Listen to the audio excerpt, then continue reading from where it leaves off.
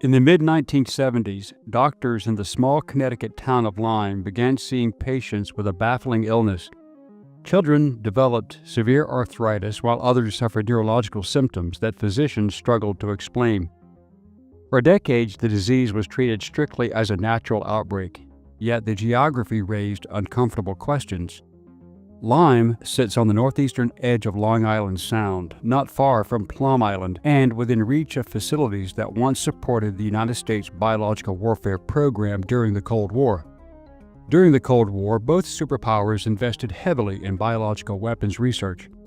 Fort Detrick, Maryland, served as the center of the American program from 1943 until President Richard Nixon ordered its termination in 1969.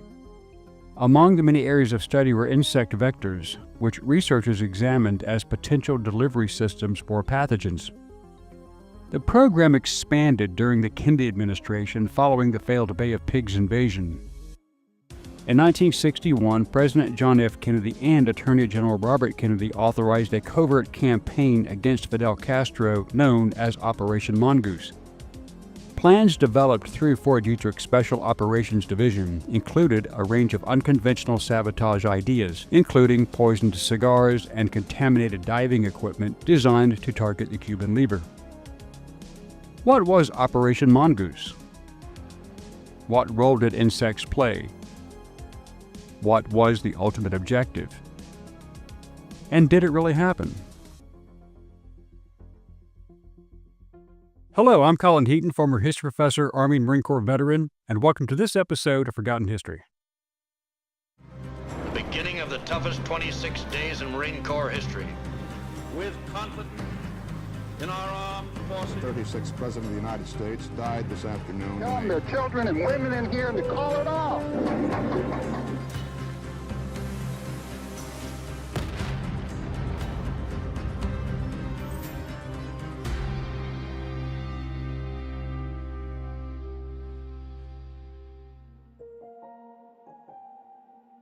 The United States maintained an active biological warfare program from 1943 until 1969. During that period, researchers examined several potential delivery systems for pathogens, including insects that could spread disease among enemy forces. The program was built around Camp Detrick in Maryland, later known as Fort Detrick, where the Army's Chemical Warfare Service established its Biological Warfare Research Center in 1943.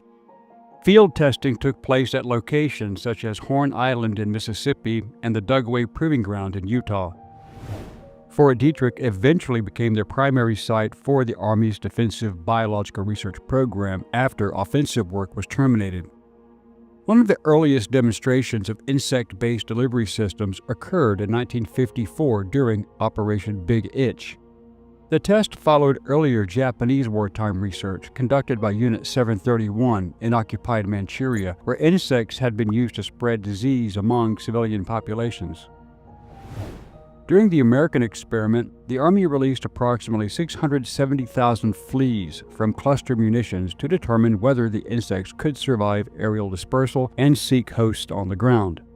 Military reports concluded that the test showed insect vectors could cover a battalion-sized target area and disrupt operations for extended periods. Tick research also developed during the Cold War. Work connected to Plum Island off the coast of New York involved the study of various tick species and their ability to carry pathogens. Investigators later reported that some experiments were conducted outdoors, which created opportunities for contact between test animals and local wildlife. Entomologist Richard Endress maintained large colonies of both soft and hard ticks on Plum Island, collecting specimens from locations as distant as Cameroon in Central Africa for study. Wildlife regularly moved between Plum Island and the mainland. Deer were known to swim the channel while birds traveled freely between the island and the Connecticut shoreline, creating pathways between laboratory research and wildlife.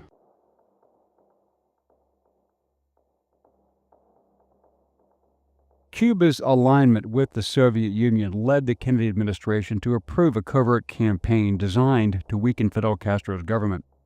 On March 13, 1962, the Department of Defense provided a status report on Operation Mongoose to Brigadier General Edward Lansdale, who was coordinating the program. That same year, Defense Secretary Robert McNamara authorized Project 112, a classified program that expanded U.S. biological weapons testing during the Cold War. The program scheduled 134 tests between 1962 and 1974 and included facilities capable of producing large quantities of insect for research, including mosquitoes, fleas, and ticks. Some proposals examined the possibility of dispersing disease-carrying insects against agricultural workers. The concept involved infecting laborers in Cuba's sugarcane and tobacco fields in order to disrupt the island's economy. The idea drew attention later because U.S. military biodefense and entomological research during the Cold War did study insects as potential carriers for pathogens. Decades later, some investigators speculated that tick-based delivery systems explored during that era might have contributed to later disease outbreaks. Lyme disease itself was identified in 1981 by Dr. Willy Bergdorfer, who discovered the bacterium Borrelia burgdorferi, named after him, was responsible for the illness. Scientific evidence indicates that Lyme-related bacteria existed long before the Cold War, with genetic studies suggesting their presence for tens of thousands of years.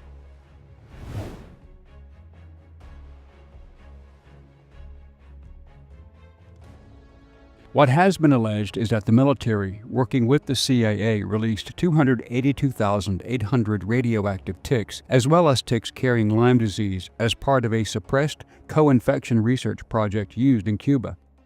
One operative interview told researchers that the strangest thing he ever did was drop infected ticks on Cuban sugarcane workers, using C-123 transport aircraft flying nighttime missions, almost skimming the surface of the Caribbean to avoid Cuban radar. He also said the deployment was canceled when Cuba's shifting winds made accurate payload delivery difficult. After returning from Cuba, the operative stated that his CIA commander advised him to burn all the clothes you took to Cuba, burn everything, out of concern for possible contamination. He later reported that his 4-month-old son later developed a life-threatening fever requiring hospitalization, which he believed might have been connected to the ticks. These operations included maritime insertions and exfiltrations of sabotage and intelligence agents, strikes on economic targets such as sugar mills, radio propaganda broadcast from Swan Island, and deception operations. Some investigators believe these activities continued for decades. Between 1966 and 1969, the U.S. military did release 282,800 ticks marked with carbon-14 across sites in Virginia along bird migration routes. The radioactive labeling allowed researchers to track the spread of the ticks with Geiger counters over several years. The Long Island Sound region experienced an unusual rise in tick-borne diseases beginning in 1968. That same year, the first eastern U.S. human babesiosis cases appeared on Nantucket, and Rocky Mountain spotted fever was identified in the Cape Cod region. In 1970, hundreds of Rocky Mountain spotted fever cases were documented on Long Island, along with the first 51 documented Lyme arthritis cases in Old Lyme, Connecticut. It should be noted that before these experiments, Lone Star ticks were not found above the Mason-Dixon line. Within years of the Virginia releases, they had established populations on Long Island for the first time. What became known as Lyme disease was first recognized as a distinct outbreak in Lyme, Connecticut, and that was during the 1970s. Later, scientific literature describes the disease as first clinically recognized there in 1976. The National Institutes of Health summarizes this discovery as the key breakthrough that established Lyme as a bacterial disease spread by ticks. However, many believe that Lyme disease was created at either Fort Detrick or Plum Island and subsequently escaped, though that theory is not supported by the evidence. Even experts connected to early Lyme research and the Department of Homeland Security have rejected the Plum Island origin claim. If the disease was not created in a laboratory, the question remains whether it may still have been explored as a Cold War biological tool. One analysis noted that by the 1990s, the eastern end of Long Island had by far the greatest concentration of Lyme disease. The same study observed that if a circle were drawn around the region of the world most heavily impacted by Lyme disease, the center of that circle would fall near Plum Island.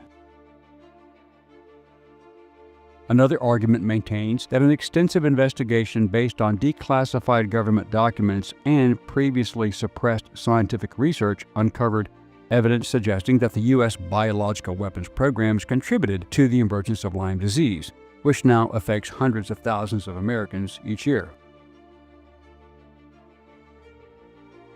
On October 21, 1996, Cuba alleged that a U.S. registered aircraft released biological material over Cuban territory and later linked the event to a Thrips palmy infestation affecting agriculture. Cuba brought the accusation before the United Nations through the Biological Weapons Convention process. The United States denied the allegation and stated that the aircraft had been on a narcotics-related mission to Colombia and had crossed Cuban airspace with permission. The dispute became a formal diplomatic confrontation, but no conclusive public proof has emerged that the United States conducted a biological attack. In 2014, researchers discovered extensive unpublished materials in the garage of Willy Bergdorfer, who was deceased by that time. The materials indicated that Bergdorfer had identified a second pathogen known as Swiss agent in blood samples taken from Lyme patients in Connecticut and Long Island during the late 1970s. Testing reportedly showed very strong reactions to Swiss agent, yet the finding was not included in Bergdorfer's landmark 1982 study that identified the Lyme disease bacterium. The suppression of this research for more than 40 years may have contributed to treatment failures reported by some chronic Lyme patients. Dr. Jorge Benash and Dr. Alan Steer, co-authors of the 1982 study, have since acknowledged that Swiss agent research should be done because public health concerns warrant a closer look. The controversy surrounding the omitted findings later became known as the Swiss agent cover-up. In late 2025, Congress directed a Government Accountability Office review through the fiscal year 2026 Defense Authorization Law to examine Cold War-era research involving tick-borne pathogens. Lawmakers were pressing for answers. Representative Chris Smith introduced an amendment requesting that the GAO determine whether the military had ever experimented with ticks and tick-borne pathogens. The investigation describes what some interpret as a pattern of concealment spanning 6 decades, including the suppression of medical research and the release of the nearly 300,000 radioactive ticks across Virginia in experiments designed to track how disease-carrying insects might spread. In 2019, the House of Representatives passed an amendment requiring the Pentagon to investigate whether the military experimented with ticks and other insects regarding use as a biological weapon between the years of 1950 and 1975, and whether any were released outside of any laboratory by accident or experiment design. The program's existence was categorically denied by the military until 2000, when a CBS News investigation forced official acknowledgement. Documents later showed that the program involved every branch of the U.S. Armed Forces and intelligence agencies, with testing sites spanning multiple countries. Project 112 had been denied for nearly 50 years, despite extensive documentation, and Swiss agent research had remained suppressed, despite public health concerns. Congressional investigation requirements were strongly resisted by the Department of Defense, while surviving documents related to the program remained classified long after the original security justifications had expired. Questions suggesting possible laboratory origins were often characterized as conspiracy theories. Well, that sounds familiar, doesn't it? Even the Department of Agriculture, which had been involved with Plum Island operations, maintained that Lyme disease was never a topic of research at Plum Island. But that claim was challenged in 1993 when Newsday uncovered classified documents showing that biological warfare research had taken place at the facility.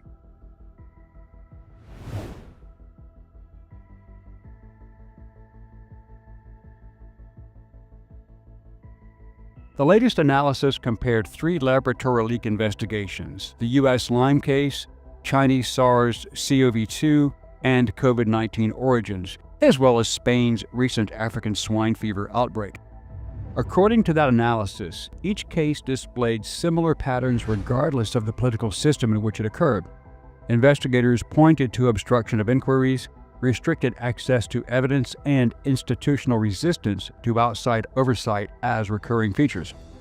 Critics also argue that officials promoted alternative explanations that diverted attention away from laboratories conducting high-risk pathogen research.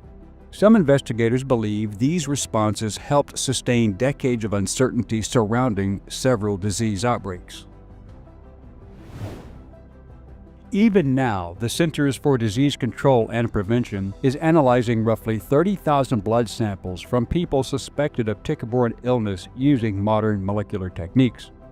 The work could potentially validate Bergdorfer's suppressed Swiss agent findings decades after the original research. Lyme disease continues to affect hundreds of thousands of Americans each year.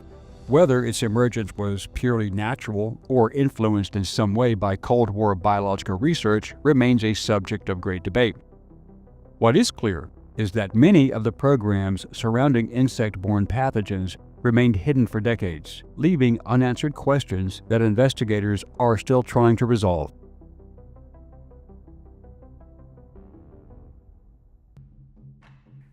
Thank you for watching this episode of Forgotten History. If you liked what you saw, please click like, share, and subscribe. And if you would like to assist with the ever-increasing cost of production, please consider becoming a channel member and joining our Patreon page.